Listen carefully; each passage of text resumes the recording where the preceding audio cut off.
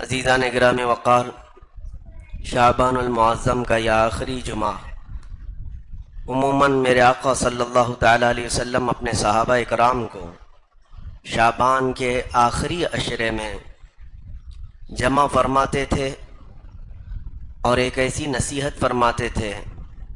صحابہ کرام رضوان اللہ تعالیٰ علیہ مجمعین فرماتے ہیں کہ ہم پر رقت طاری ہو جاتی تھی۔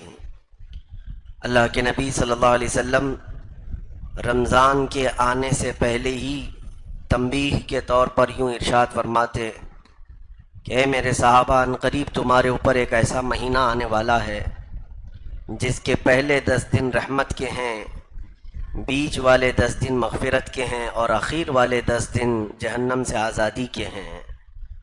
تو تم میں سے کوئی بھی اس مہینے کا کوئی لمحہ ضائع نہ کرے۔ حضور پاک صلی اللہ تعالیٰ علیہ وسلم کی عادت کریمہ تھی، رمضان کے استقبال کے لیے پہلے ہی سے آپ تنبیہ فرماتے تھے۔ عزیزان گرامی وقار، اسی سنت کے مطابق میں آج آپ سب سے یہی گزارش کروں گا کہ اللہ نے اور ہماری زندگی میں چند سانسیں عطا کی ہوں تو رمضان دیکھنا آپ سب کے لیے بھی ہوگا، اور بلکہ ہم تو دعا کرتے ہیں کہ مولا رمضان کی ساعتوں میں ہماری زندگی کو داخل فرما دیں۔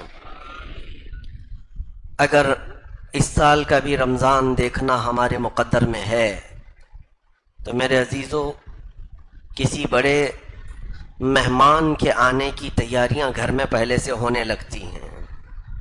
جب آپ کو بتا دیا جائے کہ سال بھر بعد آپ کے رشتہ دار کوئی گھر آنے والے ہیں تو ظاہر سی بات ہے آپ اپنے گھر کو ٹھیک ٹھاک کرنا شروع کرتے ہیں اور پھر سامان سلیقے سے لگانے کی کوششوں میں جٹ جاتے ہیں۔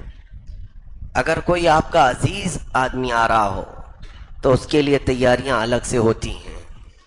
ہو سکتا ہے گھر کی پینٹنگ بھی ہو جائے، گھر کی جو بے ترتیب چیزیں ہیں اسے سلیقے سے لگا دیا جائے، پھر کھانے پینے کے انتظامات بھی کیے جاتے ہیں کہ وہ مہمان آئے تو اس کے لیے ہم پہلے کیا پیش کریں گے، کمرہ متعین کر دیتے ہیں کہ کہاں رہے گا۔ تو یہ ہمارے عزیز مہمانوں کے ساتھ ہم یہ کرتے ہیں۔ تو جب امت مسلمہ کو یہ بتا دیا جائے کہ تمہاری زندگی میں جو رمضان آتا ہے وہ اللہ کی طرف سے مہمان ہوتا ہے، اللہ کا مہمان، اسے ضیف الرحمن کہا جاتا ہے، رحمان کا مہمان، وہ جب ہمارے گھروں پر آئے تو ظاہر سی بات ہے ہمیں پھر اپنے تمام قواعد، اپنے تمام ضوابط اور اپنی زندگی کے ساری بھی ترتیب چیزوں کو ٹھیک کرنے کی ضرورت ہوتی ہے۔ رمضان جس کے گھر میں داخل ہوا اللہ کا مہمان بن کر کے آیا۔ قیامت کے دن ایک شخص سفید لباس میں آئے گا، بہت ہی نورانی صورت اس کی ہوگی، اور جب حساب کتاب چل رہا ہوگا تو وہ شخص سامنے آ کر کھڑا ہو جائے گا اور کہنے لگے گا کہ اے مولا، تو اس کی بخشش نہ فرما، اس کو تو جنت نہ عطا کر۔ تو وہ رب ذوالجلال کے حضور جب احتجاج کرے گا، اللہ رب العزت اس سے پوچھے گا کہ اس کے خلاف تو کیوں کھڑا ہے؟ تو وہ کہے گا کہ مولا، میں اس کے گھر مہمان بن کر کے گیا تھا لیکن اس نے میری کوئی خاطر مدارات نہیں کی، میرے ساتھ نہ محبت کا سلوک کیا، نہ مجھے اس نے کچھ پوچھا۔ تو بندہ کہے گا کہ اے بندے، تو جھوٹ تو نہیں بول رہا ہے، پوری زندگی میں کبھی میں نے تجھے اپنے گھر آتے دیکھا تو نہیں، کبھی میں نے دیکھا نہیں کہ تو مہمان بن کر میرے گھر آیا تھا، تو ہے کون جو میرے خلاف مقدمہ کیا ہے؟ تو اللہ رب العزت خود فرمائے گا اے بندے، یہ جھوٹ نہیں بولتا، یہ ماہ رمضان ہے، آج اسے شکل دی گئی ہے، یہ خوبصورت حسین نوجوان کی شکل میں جو آج آیا ہے، یہ میری طرف سے تیرے گھر بھیجا جاتا تھا ہر سال، اور اس نے تیرے خلاف آج مقدمہ کیا۔ قسم رب ذوالجلال کی، جس کے خلاف قرآن اور رمضان آ گئے وہ جنت میں کبھی جا نہیں سکے گا، بلکہ فرمایا گیا کہ جنت کی خوشبو بھی اسے قریب سے نہیں گزاری جائے گی۔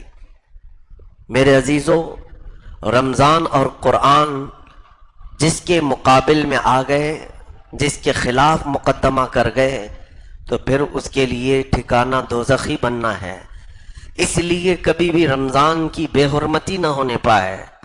اب آپ پوچھیں اس رمضان سے جب قیامت کے دن وہ ہمارے خلاف مقدمہ کرے گا کہ اگر تو اللہ کا مہمان بن کر میرے گھر میں آتا تھا تو میں نے تیری کیا بے عزتی کی، میں نے تیرے ساتھ کیا برا سلوک کیا، آج تو اللہ کی بارگاہ میں میرے خلاف جو مقدمہ کیا ہے میں نے کون سا تیرے ساتھ برا سلوک کیا تھا؟ رمضان جواب دے گا کہ اے بندے، جب تیرے گھر تیرے رشتہ داروں میں سے کوئی مہمان بن کر آتا ہے تو اس کے لیے کشادہ ہو جاتا ہے، پھیل جاتا ہے، گھر صاف کرنے لگتا ہے، بے ترتیب چیزوں کو ترتیب دیتا ہے۔ لیکن جب میں آیا تو تیرے گھر میں برائیاں ویسی کی ویسی تھیں، تیرے گھر کے اندر ناچ گانے تو ویسی ہی تھے، تیرے گھر کے اندر دن میں کھانا پینا ویسے ہی جاری تھا، تیرے گھر کے اندر رات میں گانے بجانے کے ساتھ قرآن کو بند کر کے لہو و لعب فضول واہیات میں بیٹھنا ویسے ہی تھا۔ کیا تیرے گھر تیرا رشتہ دار مہمان بن کر آتا ہے، کیا تو اپنے گھر کی زمین کبھی صاف نہیں کرتا، کچرا ویسے ہی پڑا رہتا ہے؟ تو یہ رمضان کی حجت ہے جو ہمارے ساتھ ہوگی، رمضان کا مقدمہ ہوگا جو ہمارے ساتھ ہوگا۔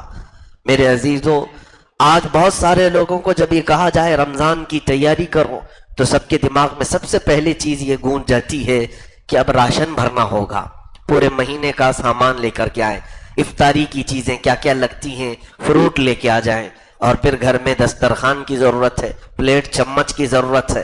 یہ تمام چیزوں کے انتظامات کا نام رمضان کی تیاری نہیں۔ رمضان کی تیاری اسے کیا ہے؟ اس طرح کی تیاریاں تو شادی کی بھی ہوتی ہیں، اس طرح کی تیاریاں آپ کے گھر کے فنکشن کی بھی ہوتی ہیں۔ رمضان کی تیاری میں لوگ کپڑوں کی خریداری کو سمجھتے ہیں کہ اب بازار میں جلد سے جلد ہم کپڑے خریدیں۔ یہ تمام ظاہری تیاریاں ہیں جو اسباب کے ساتھ متعلق ہیں، لیکن رمضان جس کی صفائی چاہتا ہے وہ تمہارے آنکھوں کی صفائی ہے، تمہارے دلوں کی صفائی ہے، تمہارے زبان کی صفائی ہے، تمہارے ہاتھ و پیر کی صفائی ہے، تمہارے گھر کے ماحول کی صفائی ہے۔ کیا مسلمان یہ نہیں کر سکتا کہ اللہ کا مہمان آ رہا ہے، میرے گھر آج سے ٹی وی بند ہو جائے، میرے گھر جو فضول واہیات ہوتے ہیں اس کو میں کسی طرح بند کر دوں، شرم تو کروں، اللہ کا مہمان میرے گھر آنے والا ہے۔ باقی ان لوگوں سے میرا کوئی کلام نہیں، میرا خطاب، میرا بیان ان لوگوں سے نہیں جن کا تعلق اللہ سے ہے ہی نہیں، جو اللہ رب العزت سے کوئی محبت نہیں رکھتا، ان سے میرا یہ کلام نہیں ہے۔ عزیزان گرامی، تاریخ تو یہاں تک بتاتی ہے ایک مجوسی تھا، آگ کا پجاری، زندگی بھر اس نے آگ کی پوجا کی، آگ کی پوجا کرتے کرتے مر گیا۔ اس شہر میں جو ایک بڑے قطب تھے، ولی کامل تھے، انہوں نے خواب میں دیکھا کہ وہ جنت میں ٹہل رہا ہے، جنت کے باغیچوں میں وہ ٹہل رہا ہے۔ اس سے انہوں نے سوال کیا کہ تو آگ کی پوجا کرتے کرتے زندگی بتا گیا، تیرا جنت سے کیا تعلق؟ اس مجوسی نے، آگ کے پجاری نے جواب دیا، اے اللہ والے، یقیناً میں نے زندگی پوری کفر و شرک میں بتا دی، ختم کر دی، صرف ایک بات میری زندگی میں ایسی آئی تھی کہ میں مسلمانوں کے رمضان کا بڑا ادب کرتا تھا۔ میرا بیٹا ایک دن بازار میں کھا رہا تھا رمضان کے وقت، تو میں نے زوردار اس کے چہرے پر تھپڑ مارا اور کہا، کمبخت، تجھے معلوم نہیں یہ مسلمانوں کا رمضان ہے، اس میں سارے لوگ بھوکے رہتے ہیں، وہ کھاتے پیتے نہیں، تجھے معلوم نہیں رمضان کو وہ اللہ کا مہمان سمجھتے ہیں، تو علل اعلان بازار میں کیسے کھا رہا ہے؟ میرے بچے نے کھانا پینا پھینک دیا اور توبہ کر لیا۔ بس میں اگرچہ کافر تھا، مشرک تھا، لیکن مسلمانوں کے سامنے پورے رمضان میں کبھی کھاتا پیتا نہیں تھا۔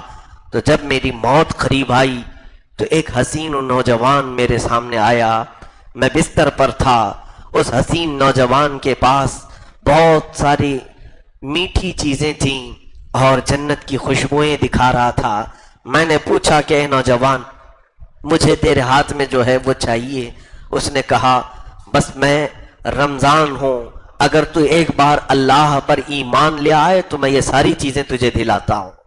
تو نے میرا ادب کیا تھا, تو نے میرا احترام کیا تھا, اس لیے تیری موت سے پہلے میں تیرے پاس آیا ہوں تجھے بتانے کے لیے کہ یہ جو جنت کی خوشبو تو میرے پاس دیکھ رہا ہے, یہ جو میٹھی چیزیں مشروبات تو دیکھ رہا ہے, یہ اس کے لیے ہے جو ایمان پر انتقال کرتا ہے.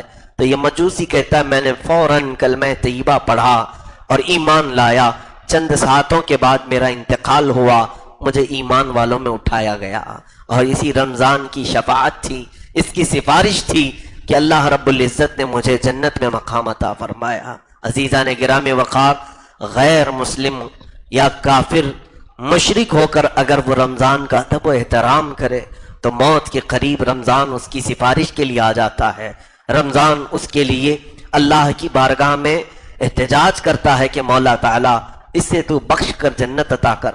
لیکن ہمارے معاشرے میں بعض لوگوں نے اس کو آپشنلی سمجھا ہے. روزے کو کیا سمجھتے ہیں؟ آپشنلی ہے. بلکہ یہ پوچھتے بھی ہیں تیرے کتنے روزے ہوئے, تیرے کتنے روزے ہوئے. کیوں یہ پوچھا جاتا ہے؟ مسلمان ہے, مسلمان سے یہ پوچھنا بھی نہیں چاہیے کہ روزہ ہے یا نہیں رمضان میں. رمضان میں تم روزہ ہو یا نہیں ہو پوچھیں بھی نہیں, بلکہ یہ ایسا فرض ہے, ایسا فرض ہے کہ ایک روزے کے ترک پر, ایک روزے کے چھوڑنے پر قیامت کے دن اسے 900 سال تک دوزخ میں رکھا جائے گا. محض ایک روزے پر 900 سال جانتے ہو کتنے ہوتے ہیں؟ یہاں سال دنیا کا بیتتا نہیں, گزرتا نہیں, اور وہ دوزخ کے 900 سال کیسے گزارے جائیں گے؟ اس لیے جن کی زندگیوں میں قضا ہوئے ہیں روزے, وہ قضا بھی کر لیں. نفل روزے رکھنے سے بہتر ہے کہ زندگی میں جو چھوٹ گئے انہیں قضا کر لیں. مرد ہوں کہ عورتیں ہوں, رمضان کو اتنے ہلکے میں نہ لیں, اس کو اتنی آسانی سے نہ لے لیں کہ یہ آپشنلی ہے, میں نہیں رکھتا ہوں وہ رکھتا ہے.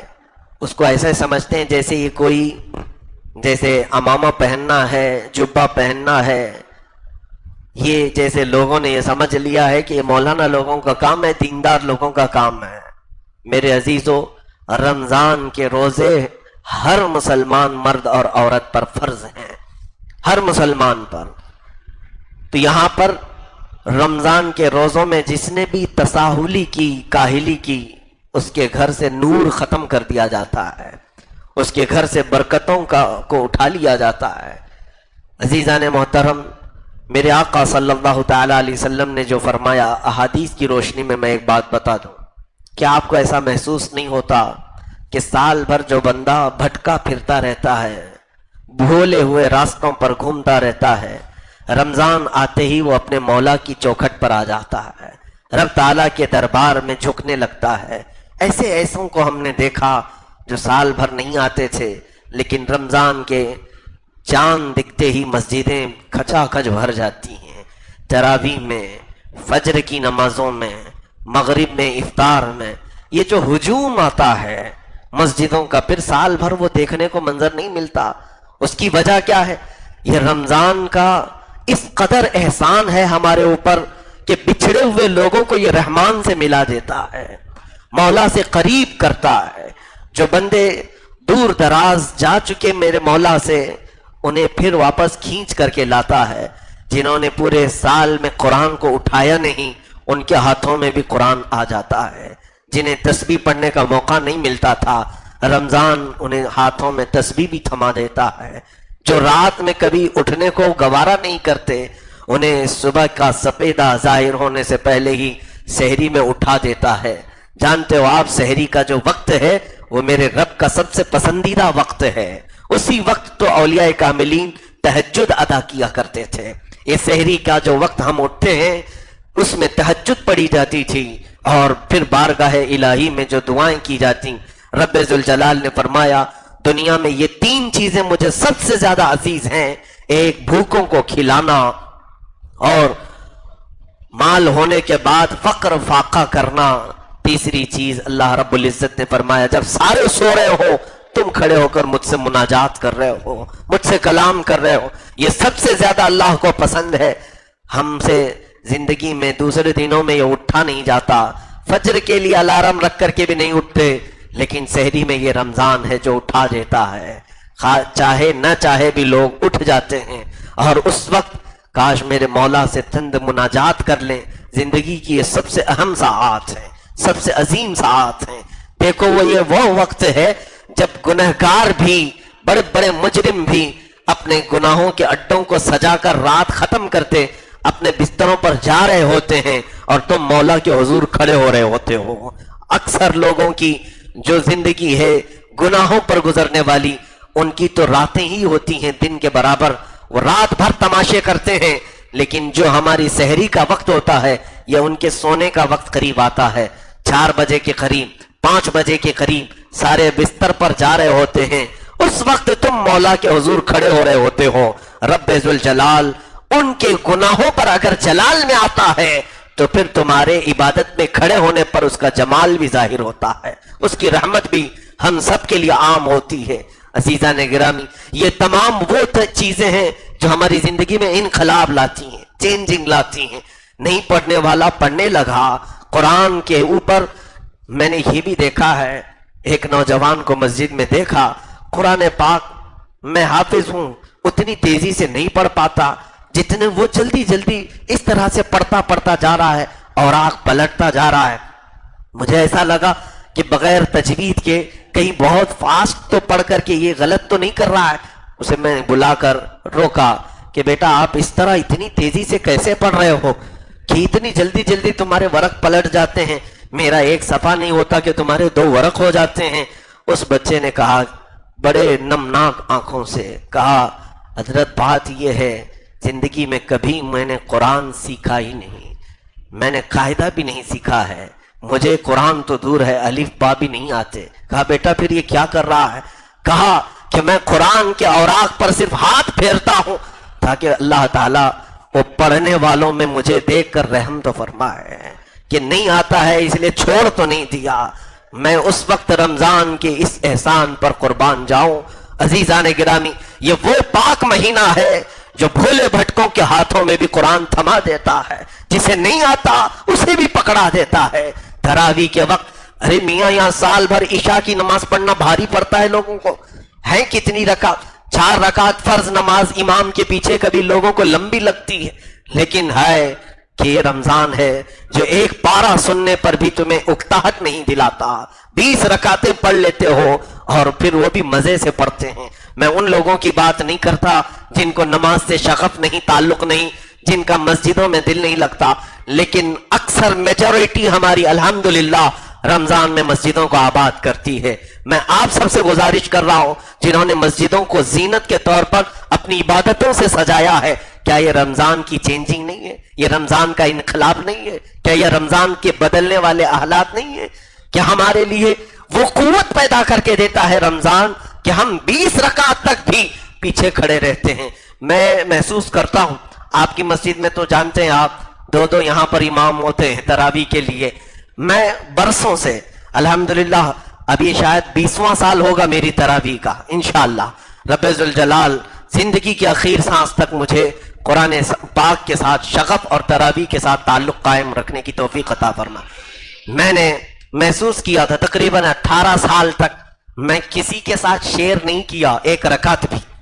میں 20 پڑھاتا ہوں تو پڑھاؤں گا، میں نے کبھی شیئر نہیں کیا تھا، اور پڑھانے کے وقت کبھی اندازہ نہیں ہوتا پیچھے لوگ کیا کہہ رہے ہیں۔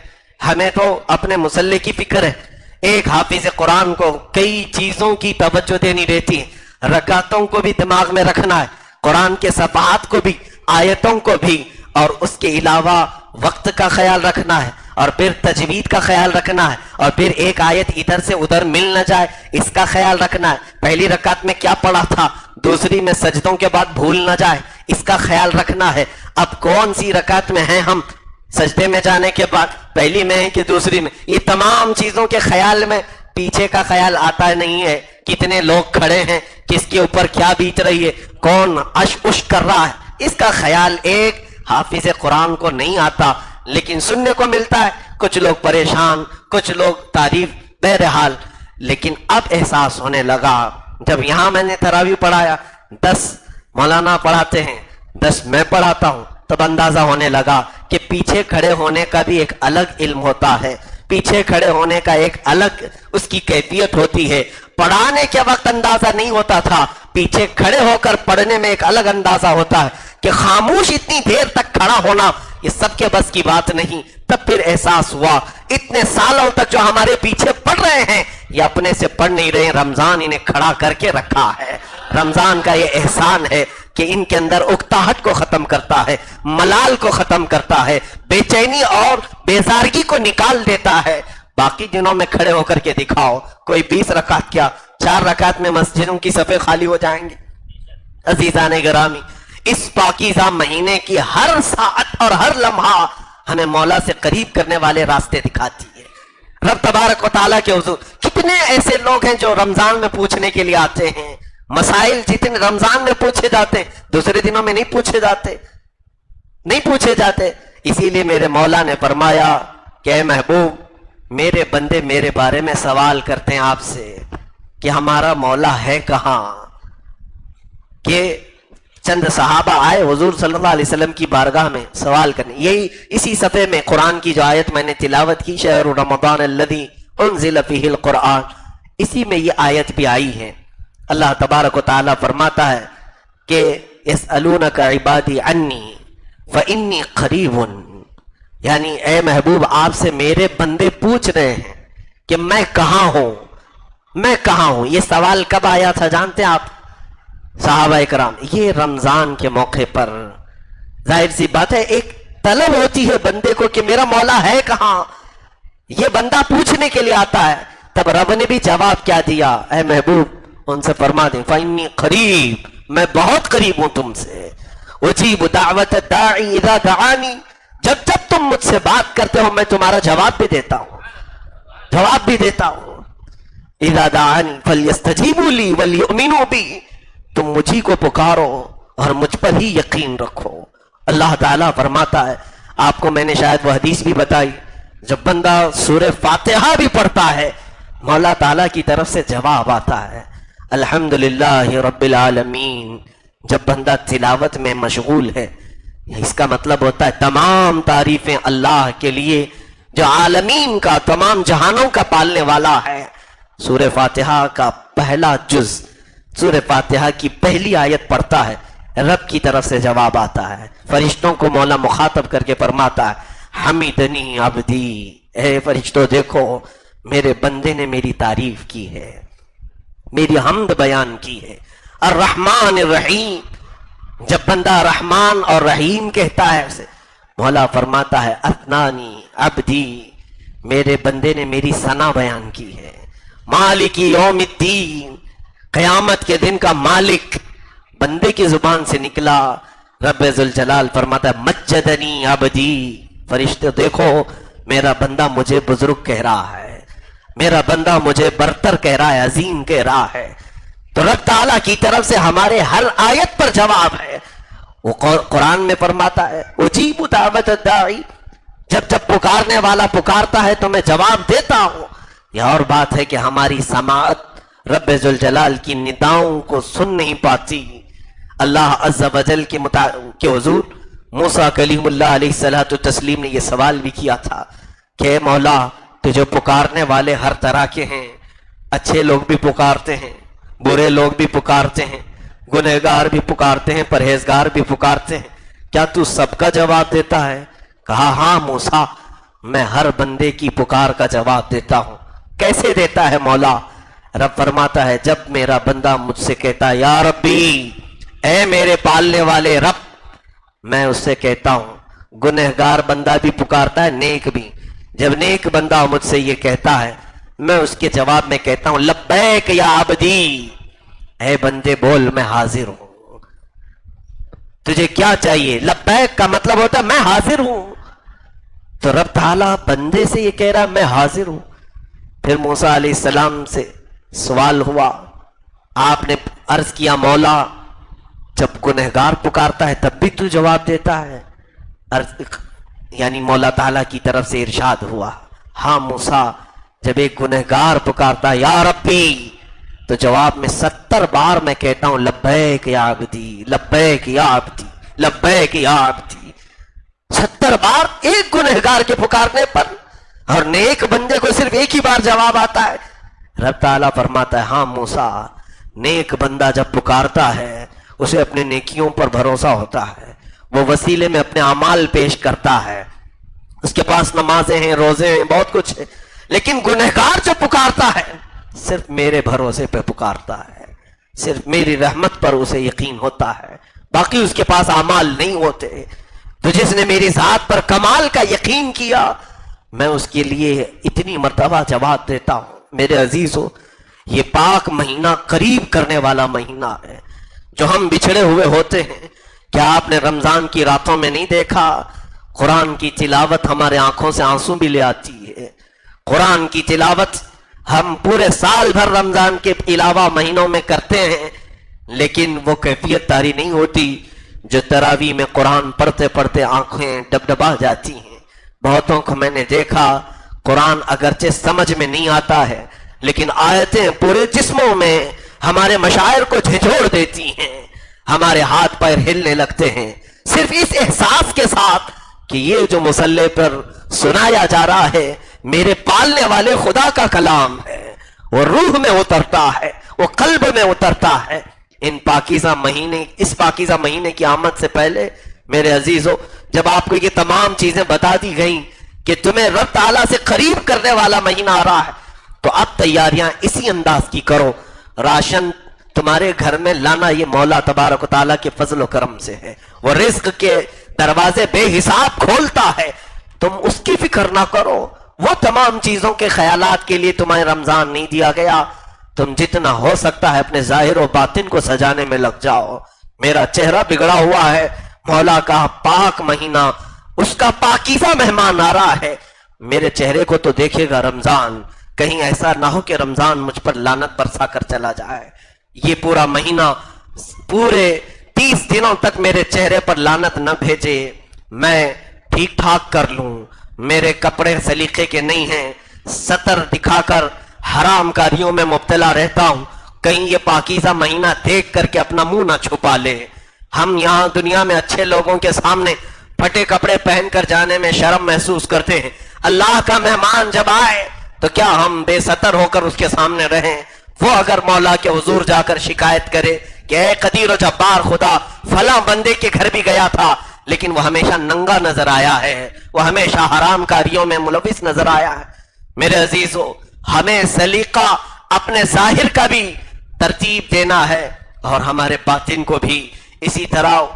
گھر کی خواتین، بچیاں بھی رمضان کی تیاریوں میں لگ جائیں، اپنے بچوں کو بھی تیاری کے لیے ایسے ان کے دماغ کو، ذہن کو تیار کریں کہ ان کے دلوں میں لگنے لگے کہ کوئی بارعب شخصیت ہمارے گھر آنے والی ہے، کوئی ہیبت والی چیز ہمارے گھر آنے والی ہے۔ اور بچپن سے یہی ہوتا تھا، صحابہ اکرام رضوان اللہ تعالی علیہ مجمعین اپنے چھوٹے ننھے بچوں کو، جبکہ روزہ فرض نہیں ہے ان پر، بالغ ہونے کے بعد روزہ فرض ہوتا ہے، لیکن 4 سال کے بچے، 5 سال کے بچے روزہ رکھتے رہے۔ بزرگان دین نے اس کی عادت انہیں ڈالی صرف اس لیے کہ ذہن میں ان کی ایسی تصویر بٹھائی جائے کہ رمضان کے آتے ہی ان کے خط و خال بدل جائیں۔ زندگی میں ہم نے آج بھی دیکھا ہے، ہمیں بچپن میں جو بتایا گیا تھا بزرگوں کے ذریعے سے، ہمارے والدین کے ذریعے سے، اس کا اثر آج بھی ہوتا ہے۔ مجھے یاد ہے بہت چھوٹا سا مسئلہ، بلکہ مسئلہ کوئی چھوٹا نہیں ہوتا ہے لیکن چھوٹی زندگی تھی ہماری، غالباً ہماری عمر 5-6 سال کی قریب کی ہوگی، روزہ رکھا تھا اور والدین بڑا اس کا اہتمام کرتے تھے۔ بچے جب روزہ رکھتے ہیں، ہوتا ہوگا آپ کے گھروں میں بھی، انہیں پھول پہنائے جاتے ہیں، ان کے اعزاز کے لیے انہیں مسجد لایا جاتا ہے، نیا جوڑا پہناتے ہیں، یہ اچھا کام ہے، ان کو حوصلہ افزائی ہوتی ہے، انہیں لگتا ہے کہ ہم نے ایک بڑا کام کیا ہے۔ بچپن میں ایسا ہوا کہ بھول کر کے کھیلتے کھیلتے پانی پی لیے اور اس وقت بڑا غم ہوا کہ دوستوں نے چڑھانا شروع کر دیا کہ اس کا روزہ چلا گیا، روزہ چلا گیا۔ اور روتے ہوئے جب گھر پہنچے تو ماں نے جب یہ بتایا، پہلا مسئلہ ہمیں یہ بھی معلوم ہوا کہ بھول کر کے جب بندہ کھا پی لیتا ہے تو اس کا روزہ جاتا نہیں ٹوٹتا، دل کو اطمینان نہیں ہو رہا تھا۔ مسئلہ جب یہ بتایا گیا، پھر بعد میں حدیث پاک ہمیں بتائی گئی کہ اللہ کے حبیب صلی اللہ علیہ وسلم فرماتے ہیں کہ جب رمضان میں کوئی بندہ روزے سے ہو اور بھول کر کے کھاتا پیتا ہے تو وہ خود نہیں، مولا اسے کھلاتا ہے، مولا تعالیٰ اسے پلاتا ہے۔ جب کوئی شدت کے تکلیف میں ہو تو وہ رحیم ہے مولا، وہ کریم ہے مولا، بندے کو اتنے ہی احکام دیتا ہے جتنا وہ سنبھال سکتا ہے، اور اگر طاقت سے زیادہ اس کے اوپر بوجھ آ رہا ہو تو کسی بہانے مولا اس کے منہ تک رزق کو پہنچا دیتا ہے۔ آپ نہیں دیکھتے، میں اس سے قبل بھی اس بات کو عرض کیا ہوں کہ رب ذوالجلال خود اتنی مہربانی فرماتا ہے، تمہاری طاقت سے زیادہ کا حکم نہیں دیتا۔ لا یکلف اللہ نفسا الا وسعها۔ جب کبھی کسی کا ایکسیڈنٹ ہو جائے، کہیں ہاتھ ٹوٹ گیا، پیر ٹوٹ گیا، تو آپ دیکھیں بے ہوش ہو جاتا ہے نا آدمی، بے ہوش ہو جاتا ہے۔ کیوں ہوتا ہے ایسے؟ ایک بڑے حکیم نے کہا ہے، درد جب تک سنبھال سکتا ہے بندہ تب تک اس کا ہوش باقی رکھا جاتا ہے، اور جب درد شدت سے زیادہ ہو جائے، برداشت سے زیادہ ہو جائے، تو رب تعالیٰ خود ہی اسے بے ہوشی طاری کرتا ہے، تاکہ اب اس سے زیادہ کی یہ برداشت کرنے کی طاقت نہیں رکھتا، اس کا ہوش ختم کر دیا جائے۔ بے ہوشی میں پھر پتہ نہیں چلتا درد کتنا ہو رہا ہے۔ میرے عزیزوں، خود رب ذوالجلال ہم پر مہربان ہے۔ روزے کو اگر کوئی یہ سوچتا ہے کہ میرے لیے ایک بہت بڑا چیلنج ہے، میں نہیں رکھ سکتا ہوں، بیمار ہو جاتا ہوں، تکلیف ہوتی ہے، ایسا نہیں ہے۔ تمہارا پالنے والا تمہاری صحت کو تم سے بہتر جانتا ہے، تمہارا پیدا کرنے والا تمہاری ہر چیز کو تم سے زیادہ جانتا ہے۔ وہ رب ذوالجلال اگر تم بیمار ہونے والے ہوتے تو کبھی یہ حکم نازل نہیں کرتا، بلکہ رب ذوالجلال ہمارے اپنے فائدے کے لیے اور ہماری اپنی جسم کی حکمتوں کے لیے اس کو فرض فرمایا۔ آج دنیا یہ کہہ رہی ہے، میں نے 2-3 سال قبل ایک اخبار کی سرخی میں دیکھا تھا دلی میں، کہ انہوں نے سرخی لگائی ہوئی ہے کہ رمضان کے 1 مہینے کے روزے کینسر سے بچا سکتے ہیں۔ بڑے ڈاکٹروں نے اس کا اعلان کیا، اور بلکہ ابھی وہ جاپان کے ایک بہت بڑے ڈاکٹر نے بھی اس کو لکھا ہے کہ روزے کے ذریعے سے ہم نے کینسر کو ختم کرنے کا علاج ڈھونڈ لیا ہے۔ تو دنیا جب اعتراف کر رہی ہے، سائنس جب ترقی کرتی ہے، تو ہر وہ چیز ہمیں آشکار ہو کر کے نظر آتی ہے جو مولا تعالیٰ نے پہلے ہمیں بیان فرمایا۔ در حقیقت علم جو ہے رب تعالیٰ سے قریب کرتا ہے، تو مسلمان کو یہ یقین کر لینا چاہیے کہ میری بیماری بڑھتی نہیں بلکہ بیماری کے لیے شفا ہے۔ میں روزہ رکھوں گا، انشاءاللہ میرے جسم کے اندر موجود سارے فاسد چیزیں، جو کچھ بھی فضلات ہیں، وہ روزے کے ذریعے سے نکل جائیں گے، ختم ہو جائیں گے۔ عزیزان گرامی وقار، یہاں سے میں اللہ کے حبیب صلی اللہ تعالیٰ علیہ وسلم کی چند وہ تیاریاں بتاؤں جو میرے آقا صلی اللہ تعالیٰ علیہ وسلم رمضان کے آنے سے پہلے بھی اور رمضان میں فرمایا کرتے تھے۔ دیکھیں، ایک بات اور رمضان کی تیاری کے لیے، سیلف یعنی اپنے آپ اور خود کے لیے تیاریاں کرنا یہ کمال کی بات نہیں، بلکہ ہمیشہ رمضان آتا ہے تو غربا اور مساکین کو تمہارے گھروں سے قریب کر دیتا ہے۔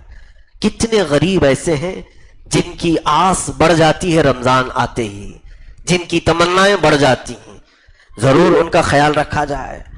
بلکہ دنیا میں انسان سب سے پہلے کیا دیکھتا ہے جانتے ہیں آپ؟ اگر کھانا سامنے ہے تو اس کو بھوک لگی ہے، انسان کی فطرت ہے کہ پہلے اپنا پیٹ بھرے اور پھر دوسروں کا خیال کرے، فطرت ہے انسان کی۔ کوئی بھی چیز اس کے سامنے ہو، وہ پہلے اپنی تمام چیزوں، اپنی ضروریات پوری کرتا ہے اور پھر بعد میں دیکھتا ہے دوسروں کے لیے۔ اس کو بھی ہم سخی کہتے ہیں۔ دنیا میں اپنی ضروریات پوری کرنے کے بعد بچی ہوئی چیزیں دوسروں میں تقسیم کرتا ہے تو اسے ہم کیا کہتے ہیں؟ سخی کہتے ہیں۔ جبکہ میں نے دیکھا ہے، آپ سب کو بھی معلوم ہے، وہ تنہا ذات ہے محمد رسول اللہ صلی اللہ علیہ وسلم کی، کہ شدت کی بھوک کے بعد بھی اپنے پاس کوئی چیز موجود ہے جو پہلے دوسروں کا خیال کرنا، بعد میں پھر بچ جائے تو اپنا خیال کرنا۔ یہ عظیم انقلاب ہے۔ رمضان المبارک کے مہینے میں ماں عائشہ صدیقہ فرماتی ہیں رضی اللہ تعالیٰ عنہ، رسول کریم صلی اللہ تعالیٰ علیہ وسلم ہمیشہ اصحاب صفہ کے ساتھ افطار کرتے تھے۔ اصحاب صفہ کون ہیں جانتے ہیں آپ؟ یہ 70 صحابہ جو گھر سب چھوڑ کر کے آ گئے تھے میرے آقا کی بارگاہ میں، ان کے گھر نہیں تھے، یہ سارے رشتہ داروں کو چھوڑ کر کے آئے تھے، یا تو ان کے گھروں والوں نے انہیں تکلیف دی تھی، انہیں اپنے گھروں سے نکالا تھا، جائیدادیں چھین لی تھی، ان کے گھروں پر قبضہ کیا تھا، مارا تھا، تکلیفیں دی تھی۔ وہ 70 صحابہ حضور صلی اللہ علیہ وسلم کے رحم و کرم پر پلتے تھے۔ مسجد نبوی میں ایک کٹا، ایک چبوترا بنایا گیا تھا، ایک چھپر ان کے سروں پر چھت کے قسم سے ڈال دیا گیا تھا، کھجور کے جو چھال ہوا کرتے، کھجور کے جو پتے ہوا کرتے، اس کی چھت تھی، اور اس کے نیچے یہ 70 صحابہ بیٹھا کرتے تھے، اور ان کے کھانے پینے کا انتظام کیا تھا؟ جو بھی میرے آقا صلی اللہ علیہ وسلم کی بارگاہ میں صدقات پہنچتے تھے، ہدایا یا تحفے پہنچتے تھے، میرے آقا صلی اللہ علیہ وسلم انہی صحابہ کے درمیان وہ تقسیم کر دیتے تھے، ان کو کھلا پلا دیا کرتے تھے۔ انہی 70 صحابہ اکرام کو، جن غریب اور مسکین جس کو ہم دنیا میں کہتے ہیں، اس طرح کی کیفیات ان کے اوپر طاری تھیں۔ رسول کریم صلی اللہ علیہ وسلم ہمیشہ آپ کا معمول تھا کہ ان صحابہ کے ساتھ بیٹھ کر کے افطار کرتے تھے۔ کہیں ان کے ذہن میں یہ بات نہ آئے کہ اللہ کے نبی صلی اللہ تعالی علیہ وسلم، آپ کے لیے پوری دنیا بچھا دی گئی ہے، آپ اپنے ساتھ اچھی اچھی چیزیں کھا رہے ہوں گے اور ہم غریب صحابہ جو بچ جاتا ہے وہ کھا لیتے ہوں گے۔ نہیں، رسول کریم صلی اللہ علیہ وسلم اپنے حجرے سے نکل کر ان صحابہ کے درمیان میں بیٹھتے تھے، ان کے ساتھ وہی کھاتے تھے جو صحابہ کھا رہے ہیں، بلکہ ایک برتن میں دودھ اگر آتا، اللہ کے حبیب صلی اللہ علیہ وسلم صرف اس کو منہ لگا کر کے دے دیتے، سارے 70 صحابہ اس ایک پیالے سے افطار کر لیتے تھے۔ یہ کیفیت افطار کی رمضان المبارک میں رسول کریم صلی اللہ علیہ وسلم کے ساتھ بیٹھے ہوئے صحابہ کی تھی۔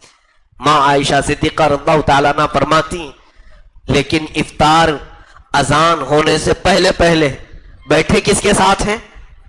اصحاب صفہ کے ساتھ، غریب صحابہ کے ساتھ، سارے غریب صحابہ ہیں، اس کے باوجود اذان ہونے سے پہلے ایک بار اور پوچھ لیتے تھے کہ عائشہ باہر دیکھو کوئی ہے تو نہیں، کوئی باقی تو نہیں ہے جو دسترخوان پر نہیں آیا ہو۔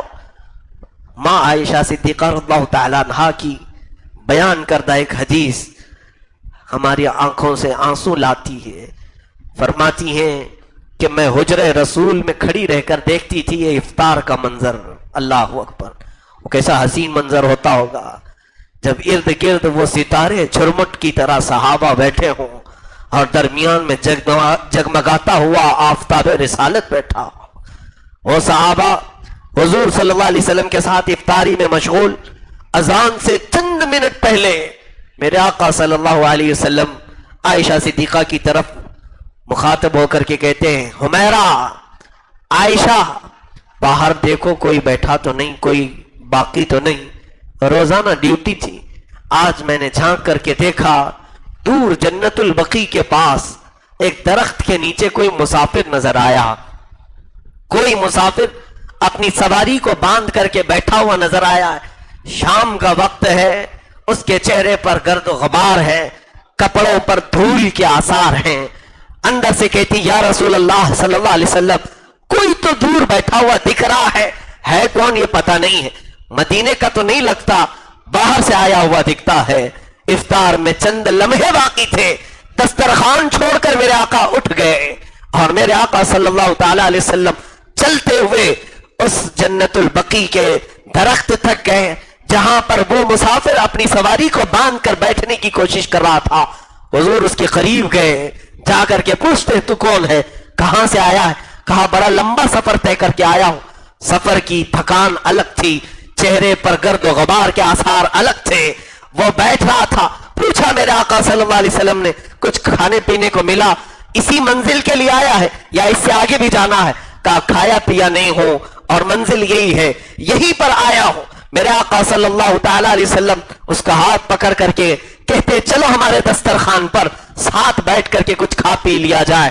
وہ ساتھ میں آیا، اللہ کے حبیب صلی اللہ علیہ وسلم اپنا پیالہ جو دودھ پی رہے تھے وہ اسے دے دیا، اس مسافر کو، اس نے پیٹ بھر کر کے پی لیا۔ آج سارے صحابہ کھجور کی ایک کٹلی کو چوس کر سارے لوگوں نے افطار کر لیا، ایک کھجور پر ساروں کا افطار ہو گیا۔ اخیر میں وہ بندہ پوچھتا ہے میری منزل یہ تھی، میں ایک شخص کو تلاش کرتے آیا ہوں جس کا بڑا چرچا میں نے سنا ہے، اس کا نام محمد ہے، وہ یہاں کہاں رہتا ہے؟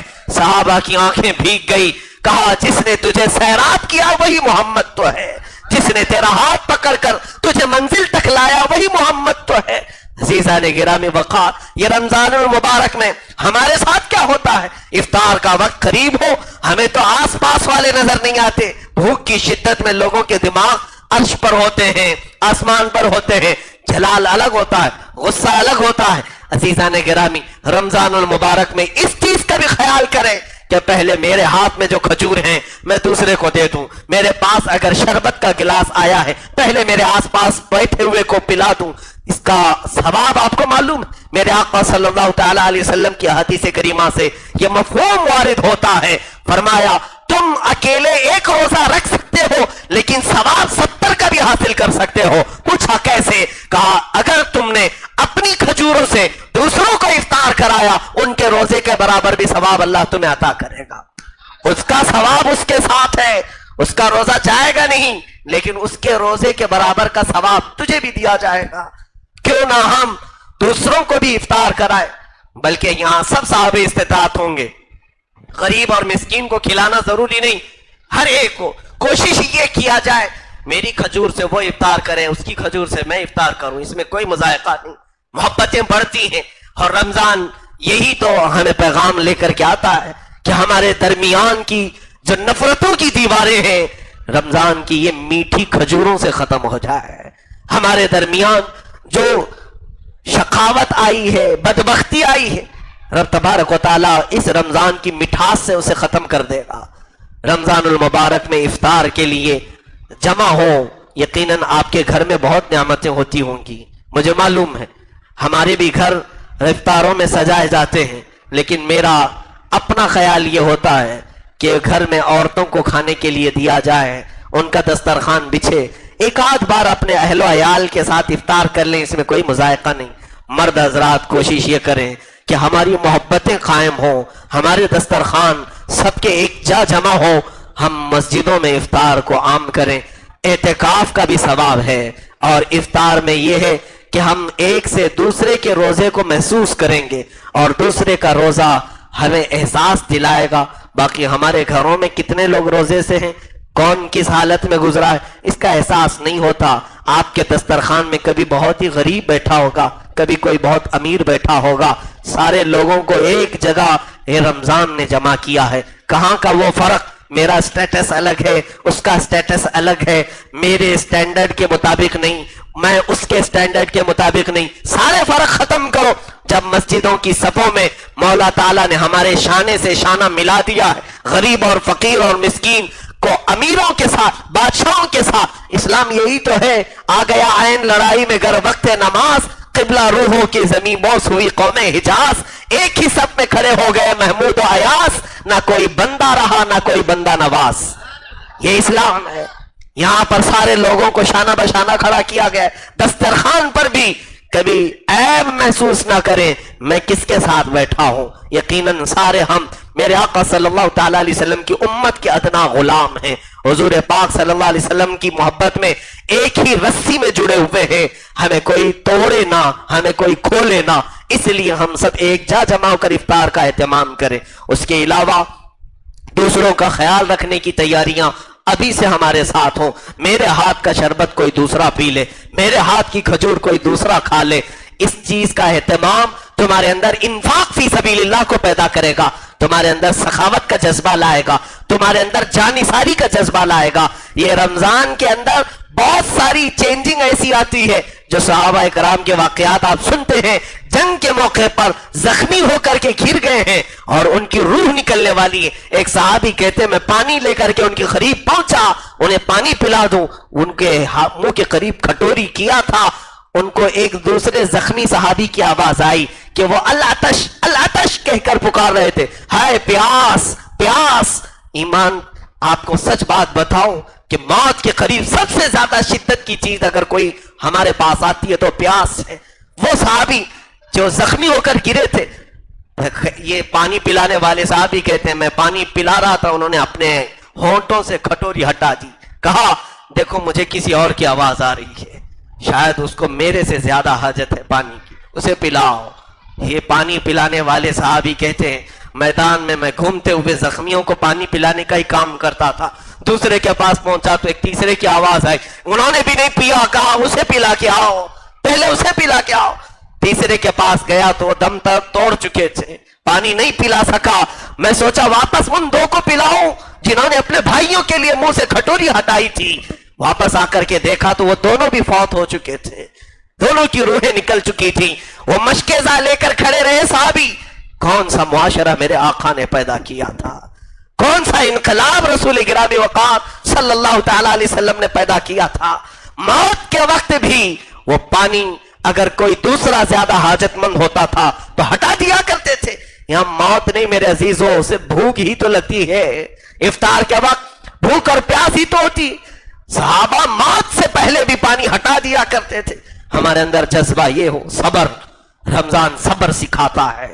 صبر جتنا آ جائے اتنا تمہاری زندگی میں تبدیلیاں آتی چلی جائیں. میں نے یہ سارے کلمات رمضان کے آنے سے قبل ہی بیان کر دیے. تیاریوں میں لگ جاؤ. گناہوں کی زندگی ہے تو توبہ کر لو, اپنی روز مرہ کی زندگی ایکٹیویٹیز بدل ڈالو, اپنے چہرے سنوار لو, اپنے لباس سدھار لو, اپنے گھروں کے اندر بے حیائی کو ختم کرو. یہ تمام تر فلموں کو دیکھنا, ناچ گانے دیکھنا, سیریل, ٹی وی اور یہ تمام چیزوں کو رمضان کے آنے سے پہلے بند کر دو, پردے ڈھانک دو. گھروں کے اندر ان تمام ٹیلی ویژن پر پردے ڈھانک دو. ہاں ضرورت کی چیزیں دیکھنے میں کوئی حرج نہیں, لیکن شیطان سب کے اوپر حاوی ہو جاتا ہے. یہ 11 مہینے اور اس کا اثر رمضان میں بھی باقی رہ جاتا ہے. نفس امارہ تمہیں کنٹرول میں رکھنے نہیں دیتا, اس لیے جہاں سے برائیاں شروع ہوتی ہیں وہیں پر بند باندھ دیا جائے, یہ بہتر ہے. باقی سب کے اختیار میں نہیں کہ تلوار ہاتھ میں لے اور اچھے کام کے لیے استعمال کرے. بولنے کے لیے تو کہا جا سکتا ہے لیکن سب کے لیے یہ بس کی بات نہیں. اس لیے گھروں کے ماحول کو تبدیل کرو. جو چیزیں ہوتی ہیں بچوں کو, اگر وہ بچے آپ سے گیم کھیلنے کے, انٹرنیٹ کے عادی ہیں تو یہ بہترین موقع ہے, انہیں اس چیز سے آزاد کروا سکتے ہو. دیکھیں ہم نے اپنے تجربے کے طور پر دیکھا کئی لوگوں کے گٹکے, کئی لوگوں کے سگریٹ, بیڑیاں, یہ تمام چیزیں چھوڑنے کا انہیں موقع ملا. وہ کہتے ہیں گھنٹہ بھر ہم روک نہیں سکتے اپنے آپ کو, لیکن رمضان المبارک میں سحری سے لے کر افطار تک رکنا تو ہوتا ہے. یہ عادت ایسی ہو جاتی ہے, اگر اس عادت پر عید کے بعد بھی وہ عمل پیرا ہو گیا تو الحمدللہ اس سے یہ تمام بری چیزیں بھی ختم ہو جاتی, نکل جاتی. عزیزان گرامی, کسی بھی انسان کو ریہرسل کے طور پر یہ مہینہ بہت ہی کارآمد ہے, بہت ہی کارآمد ہے, مشق کے لیے بہت ہی بہتر ہے. اس لیے تبدیلیاں اپنے گھروں کے اندر بھی پیدا کریں. رب ذوالجلال ہمیں ماہ مبارک رمضان المبارک کی آمد سے پہلے آنکھوں کی حیا عطا فرما دے, زبان کی طہارت عطا فرما دے, ہمارے کانوں کو نغمات سے, برے فاحشات کلمات سے محفوظ فرما دے.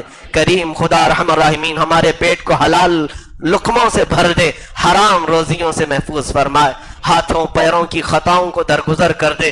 کریم خدا ہم سب کو بے حیائی کے ماحول سے نکال کر حیا کا ماحول عطا فرما. ہم سب کے گھروں میں مولا شریعت مصطفیٰ کی بہاریں عطا فرما. خلاق العالمین, ہم رمضان کے بہت قریب آ چکے, لیکن یہ ہمارا یقین نہیں ہے کہ ہم رمضان دیکھ سکیں گے یا نہیں. اللہ تو اگر رحم فرما دے, اتنی زندگی دے دیا ہے, رمضان تک ہماری زندگی کو اور دراز فرما دے. اس کی سعادتیں اور برکتیں ہمیں ضرور اس ماہ مبارک اس زندگی میں عطا فرما دے. اور کریم خدا اگر ہماری زندگی کا یہ آخری رمضان ہے, اس کے بعد ہم رمضان نہ دیکھ سکنے والے ہو, مولا اسی رمضان کو ہماری بخشش کا ذریعہ بنا دے, ہمارے مغفرت کا سامان بنا دے. کریم خدا رحم الراحمین ہم سب کو یکجا اتحاد اتفاق کی زندگی عطا فرما. مومنین جس طرح سے تیری مسجدوں میں آج جمع ہیں, ان کے دلوں کو بھی جمع فرما دے. کفار و مشرکین کے شر و فساد سے ہماری حفاظتیں فرما. وصلی اللہ تعالی علی خیر خلق محمد وآلہ وصحبہ اجمعین, وآخر دعوانا الحمدللہ رب العالمین. السلام علیکم.